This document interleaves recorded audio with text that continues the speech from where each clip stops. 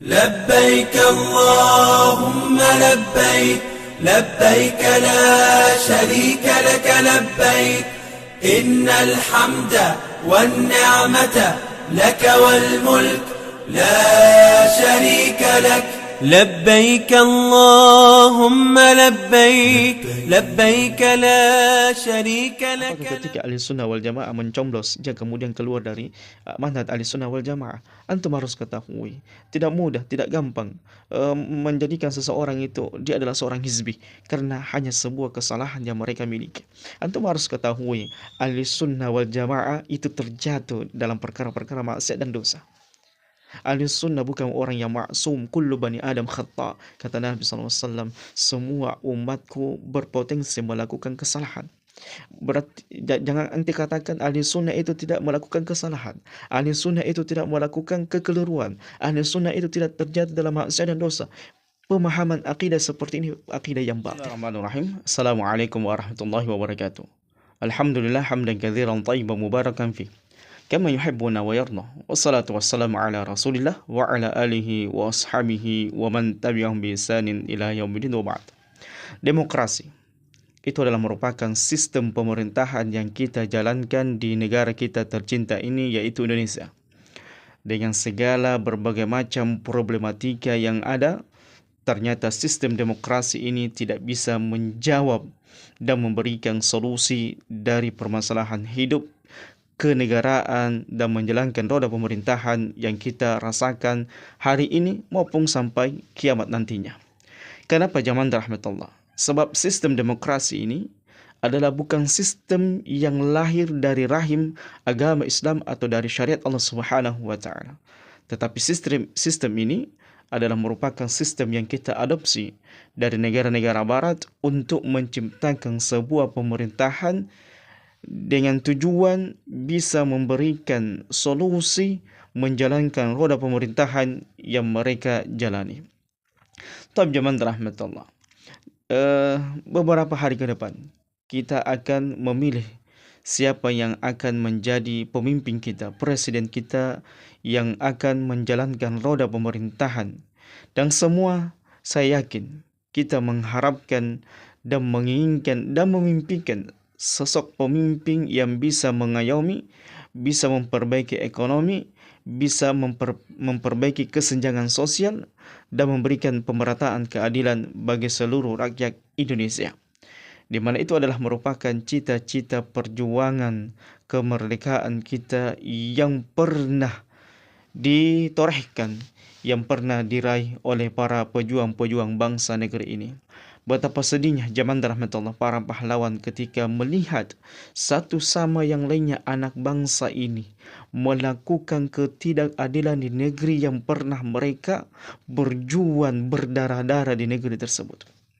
Betapa sedihnya para pejuang kita ketika melihat ada di antara anak-anak bangsa yang obsesinya, yang tujuannya hanya ingin merampok kekayaan negara dan mensensarakan warga negaranya. Betapa sedihnya para pahlawan kita ketika mereka melihat satu sama yang lainnya anak-anak bangsa ini saling bertikai, saling sikut menyikut, saling menjatuhkan, saling merendahkan, saling menghinakan untuk hanya menggapai sebuah kepemimpinan. Ingat jamaah rahmatullah, ketika antum jadi pemimpin atau ketika antum menjadi masyarakat, ente semuanya kita akan dimintai pertanggungjawaban di hadapan Allah Subhanahu wa taala. Allah Subhanahu wa taala mengingatkan kepada kita semuanya dalam hadis Nabi sallallahu alaihi wasallam, melalui hadis Nabi sallallahu alaihi wasallam, beliau sallallahu alaihi wasallam mengatakan, kullukum ra'in wa kullukum mas'ulun 'an ra'iyati. Semuanya kalian ini adalah pemimpin, dan setiap pemimpin akan dimintai pertanggungjawabannya di hadapan Allah Subhanahu wa taala. Lihat Abu Bakar, Umar, Utsman, Ali, dan khalifah-khalifah setelah mereka. Mereka adalah pemimpin-pemimpin yang takut kepada Allah Jalla Jalaluhu. Mereka adalah pemimpin yang mengambil alih tugas dari Nabi SAW melanjutkan stafet roda pemerintahan di kota Mekah dan Madinah dengan rasa takut mereka yang sangat luar biasa besarnya, dengan rasa kekhusyuan, ketundukan kepada Allah Jalla Jalaluhu. Sampai-sampai kita mendapatkan kabar suatu ketika ada binatang yang kehilangan tuangnya di kota Madinah.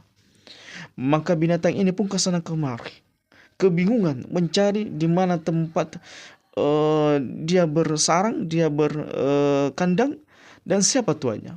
Hingga kemudian Umar mengambil hewan tersebut dan mengatakan, sungguh binatang yang liar ini, binatang yang kehilangan tempat tinggalnya, itu kalau saya tidak kembalikan kepada tuannya akan dimintai pertanggungjawabannya di hadapan Allah Jalla Jalaluhu. Lihat Umar ketika di malam hari, beliau radhiyallahu taala anhu senantiasa berkeliling di kota Madinah mencari tahu apakah di antara rakyatnya ada yang kelaparan atau tidak. Lihat Umar ketika di malam hari dia menaiki sebuah tebing yang tinggi, gunung yang tinggi di kota Madinah. Kemudian dia melihat, memeriksa keamanan, kenyamanan, kesejahteraan rakyatnya. Karena kenapa? Zaman rahmatullah, rasa takut kepada Allah. Beliau radhiyallahu taala anhu sangat takut jangan sampai apa yang dia pimpin tidak bisa dipertanggungjawabkan di hadapan Allah Jalla Jalaluhu. Kembali kepada pencoblosan. Tanggal 14 nanti hari Rabu kita akan mencoblos seluruh kawasan, seluruh daerah provinsi akan mencoblos. Kemudian bertanya di antara masyarakat, siapakah yang akan kita pilih di antara 3 paslon ini? Apakah boleh kita meminta kepada Allah Jalla Jalaluhu agar kita dipilihkan, agar dimenangkan pasangan tertentu, misalnya nomor 1, nomor 2, nomor 3.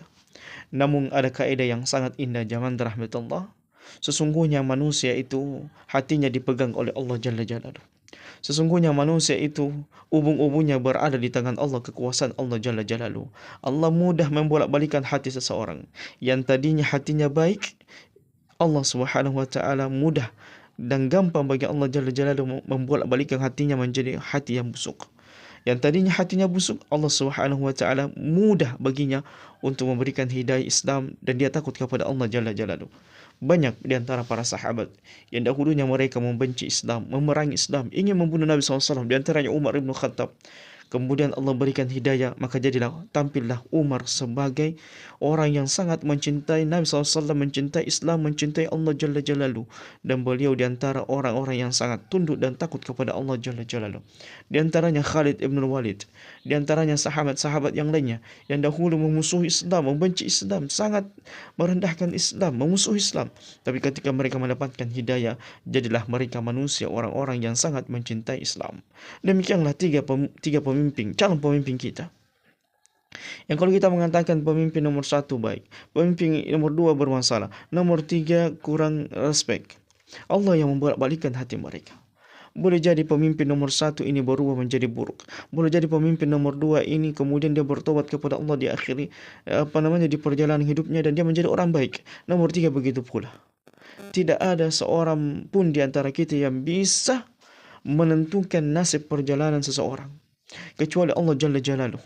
Dialah Allah yang maha mengetahui bagaimana nanti akhir dari sebuah perjalanan, proses perjalanan hidup yang dihadapi oleh manusia. Kita tidak bisa memastikan.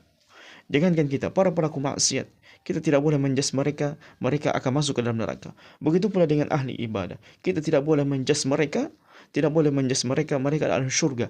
Masih banyak proses kehidupan. Innamal a'malu bil khawatim. Nabi SAW mengatakan, sesungguhnya manusia, proses perjalanan manusia tidak dilihat dari proses perjalanannya, tapi dilihat bagaimana dia mengakhiri kehidupannya. Banyak kisah zaman rahmatullah. Tadinya orang-orang jelek, orang-orang buruk. Kemudian di proses akhir perjalanan hidupnya dia bertobat dan menjadi orang yang baik. Banyak orang yang tadinya di proses perjalanannya dia adalah orang-orang saleh, tapi di akhir hidupnya dia menjadi orang yang buruk di sisi Allah Jalla Jalaluhu. Antum tidak bisa memastikan. Kita tidak bisa memastikan seseorang. Allah yang memberikan hidayah dan Allah yang mencabut hidayah. Kemudian berkaitan dengan pemimpin, siapa yang akan menjadi pemimpin kita? Maka Allah katakan kepada kita, Qulillahumma malikal mulki tu'til mulka man tasha wa tanzi'ul mulka mimman tasha wa tu'izzu man tasha wa tudhillu man tasha biyadikal khair. Katakan kepada mereka Muhammad, di tangan Allah lah segala bentuk kerajaan yang ada di dunia ini. Allah memberikan kepemimpinan siapa yang Allah Subhanahu wa taala kehendaki dan Allah mengambil kepemimpinan di antara manusia siapa yang Allah kehendaki. Dialah Allah yang memuliakan siapa yang Allah ingin muliakan, dan dialah Allah menghinakan siapa yang Allah hinakan, dan di tangan Allah segala bentuk kebaikan.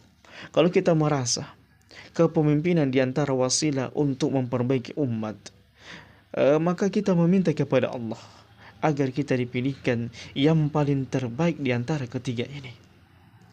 Kemudian yang masalah kepemimpinan, mudah bagi Allah memberikan kepada kita pemimpin yang soleh, mudah bagi Allah memberikan kepada kita pemimpin yang buruk, mudah bagi Allah, sama bagi Allah, tidak ada kesulitan bagi Allah, sangat mudah bagi Allah Subhanahu wa ta'ala. Permasalahannya sekarang adalah bertakwakah masyarakatnya, sholatkah masyarakatnya, apakah mereka menjalankan perintah-perintah Allah dan meninggalkan larangan-larangan Allah. Toh pemimpin itu cerminan rakyatnya. Sebagaimana engkau melakukan maksiat dan dosa di dunia ini, ketaatan di dunia ini, maka demikian juga yang kalian akan dapatkan. Jadi kepemimpinan berada di tangan Allah, bukan berada di tangan manusia. Tidak satupun di antara kita yang bisa menentukan siapa pemimpin kita esok hari. Tidak akan mungkin zaman Allah. Makanya sistem demokrasi ini kita tidak pernah mengatakan dia adalah merupakan solusi, tapi dia adalah polusi. Sistem demokrasi dari rakyat untuk rakyat, bagaimana mungkin? Padahal semuanya berada di tangan Allah Jalla Jalaluh. Yang segala sesuatunya dari Allah dan kita beramal untuk Allah. Kalau manusia beramal dengan niatnya beramal kepada Allah, maka damailah, sejahteralah, tidak ada orang korupsi. Tapi sekarang ya, sistem demokrasi ini dari rakyat untuk rakyat. Artinya apa? Ketika orang menjadi caleg, menjadi pemimpin, apa yang dia keluarkan jutaan, miliaran, ratusan juta untuk menjadi caleg, maka dia dari rakyat.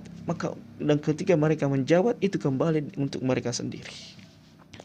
Inilah bentuk demokrasi yang hari ini kita saling gontok-gontokan, yang hari ini kita saling caci maki, yang hari ini kita saling menyudutkan, saling merendahkan, bahkan ingin satu sama yang lainnya menghilangkan. Na'udzubillah, tsumma na'udzubillah. Dan kita rasakan, dan kita lihat, dan kita saksikan bersama bagaimana sistem demokrasi ini melahirkan kebrutalan demi kebrutalan, yang mereka kemudian tadinya menyudutkan Islam, merendahkan Islam, menghina syariat Islam. Justru apa yang mereka jalankan adalah sebuah kehinaan, sebuah perendahan, bukan sebuah kemuliaan. Ya, kita berjalan dengan sistem yang ada sekarang ini, dan kita banyak berdoa kepada Allah Jalla Jalaluhu dengan apa yang terjadi. Kemudian yang terakhir, zaman rahmatullah, apakah ketika ahli sunnah wal jamaah mencoblos dia kemudian keluar dari manhaj ahli sunnah wal jamaah? Antum harus ketahui, tidak mudah, tidak gampang menjadikan seseorang itu dia adalah seorang hizbi karena hanya sebuah kesalahan yang mereka miliki. Antum harus ketahui, ahli sunnah wal jamaah itu terjatuh dalam perkara-perkara maksiat dan dosa. Ahli sunnah bukan orang yang maksum, kullu bani Adam khata. Kata Nabi SAW, semua umatku berpotensi melakukan kesalahan. Berarti jangan anti katakan ahli sunnah itu tidak melakukan kesalahan, ahli sunnah itu tidak melakukan kekeliruan, ahli sunnah itu tidak terjatuh dalam maksiat dan dosa. Pemahaman akidah seperti ini akidah yang batil. Jadi saya ingin ulangi, orang yang berjalan dengan manhaj ahli sunnah wal jamaah, para salafiyun ini, mereka terjatuh, mereka keliru, mereka melakukan kesalahan. Kalau ada kaum muslimin yang mengambil ijtihad, bolehnya mencoblos di antara salah satu tiga ini sebagai bentuk ikhtiar, sebagai bentuk tawakal kita kepada Allah Jalla Jalaluhu, tidak berpangku tangan, karena ditimbang mana maslahat yang lebih besar yang timbul dari tiga paslon ini, dan mana mudarat yang harus dikecilkan, yang harus dihilangkan dari tiga paslon ini. Ditimbang zaman rahmatullah, ketika mereka berijtihad seperti ini, tidak kemudian serta-merta kita keluarkan mereka dari manhaj ahli sunnah wal jamaah. Ini keliru, ini ekstrim, dan Nabi SAW tidak mengajarkan seperti ini, dan begitu pula para salaf kita. Karena kalau antum melihat bagaimana proses-proses terjadinya fitnah-fitnah yang terjadi di tengah-tengah para sahabat radhiyallahu Allah jami'an antara Muawiyah dengan Ali, itu satu sama yang lainnya mereka tidak saling mentahdzir, satu sama yang lainnya mereka tidak saling menyudutkan, tapi ini adalah merupakan ijtihad mereka radhiyallahu taala anhu. Begitu pula kalau ada sesuatu yang di mana negara kita ini berjalan kemudian diberikan haknya masyarakat Indonesia seperti itu, maka tidak kemudian serta-merta kita mengeluarkan mereka dari manhaj Ahlussunnah wal Jamaah. Ini terlalu ekstrim bagi kita, terlalu sempit bagi kita.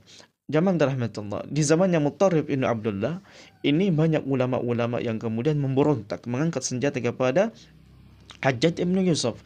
Maka pertanyaannya, apakah orang-orang para ulama yang memberontak di zamannya Hajjaj ibn Yusuf kemudian dikeluarkan dari manhaj Ahlussunnah wal Jamaah? Ternyata tidak. Ini ada kitab yang saya punya, Kutaibat yang kecil. Di situ dijelaskan bagaimana sikap para ulama menghadapi fitnah, yang dimana mereka tidak mengiyakan, tidak kemudian memberikan rekomendasi kepada para ulama, para thalabatul ilmi di zamannya Muttarrif ibn Abdullah yang mengangkat senjata kepada Hajjaj ibn Yusuf. Namun juga tidak mengeluarkan mereka dari manhaj Ahlussunnah wal Jamaah, sebab mereka adalah ahli sunnah wal jamaah yang terjatuh, yang tergelincir dengan mengangkat senjata kepada Hajjaj ibn Yusuf karena fitnah-fitnah yang timbul dari Hajjaj ibn Yusuf. Maka demikianlah jemaah rahmatullah, sebagai nasihat buat kita semuanya, bagi kaum muslimin yang sementara beberapa hari ke depan ini akan menghadapi proses pemilu, ya, di mana kalau antum tidak memilih, maka kita berdoa kepada Allah Jalla Jalaluhu, bagaimana Allah Subhanahu wa taala memberikan kepada kita semuanya pemimpin-pemimpin yang saleh, pemimpin-pemimpin yang takut kepada Allah Jalla Jalaluhu. Kemudian bagi Anda yang menjalankan proses demokrasi ini, maka tetap Anda harus menjaga etika, tidak menghujat, tidak mencaci, tidak memaki, karena itu bukan solusi. Tidak kemudian saling mempertentangkan pilihan kita, apakah nomor 1, nomor 2, nomor 3. Kemudian yang tidak kalah penting yang kita akan sampaikan di akhir-akhir segmen ini adalah sesungguhnya kepemimpinan dalam Islam itu dianggap dengan 3 perkara. 2 perkara secara syar'i dan 1 yang dikategorikan dalam keadaan dia zalim, mengambil haknya kaum muslimin yang lainnya. Yang pertama, istikhlaf. Ketika ada pemimpin yang mengatakan pemimpin setelah saya adalah si fulan, sebagaimana yang pernah terjadi di zamannya Abu Bakar dan Umar, maka ini adalah merupakan di antara kepemimpinan yang diangkat secara syar'i. Yaitu ketika Abu Bakar mengatakan setelah saya khalifah, Umarlah khalifah yang akan memberikan kepada kalian kepemimpinan. Kemudian yang kedua adalah musyawarah. Sebagaimana ketika Umar ingin meninggal, maka ditunjuklah beberapa di antara sahabat, mereka kemudian disuruh bermusyawarah, para kibarnya para sahabat, untuk menunjuk siapa yang akan menjadi pemimpin. Kemudian yang ketiga, ketika ada pemberontakan dan orang yang memberontak ini berhasil mengkudeta pemimpin sebelumnya dan dia diangkat menjadi khalifah, maka pada saat itu dia dijadikan khalifah untuk menjaga pertumpahan darah yang terjadi di tengah-tengah manusia. Maka demikianlah zaman rahmatullah, betapa Islam ini sangat mengajarkan kepada kita, dan ini juga sebagai jawaban bagi orang yang mengatakan para salafiyun ini aneh, mereka kemudian tidak meminat, tapi ketika ada hasil pemilihan mereka jadikan rujukan, dia jadikan pemimpin dan mereka berbayat kepadanya. Naam, itu seperti itulah zaman rahmatullah.